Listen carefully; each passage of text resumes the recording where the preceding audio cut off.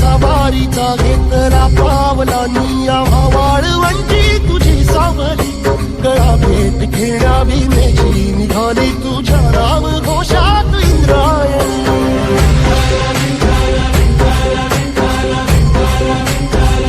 भिडे आसमंती ध्वजा वैष्णवांची उभी पंढरी आज नानावली तुझे नाव ओठी तुझे रूप धानी जीवाला तुझी आस गाला गली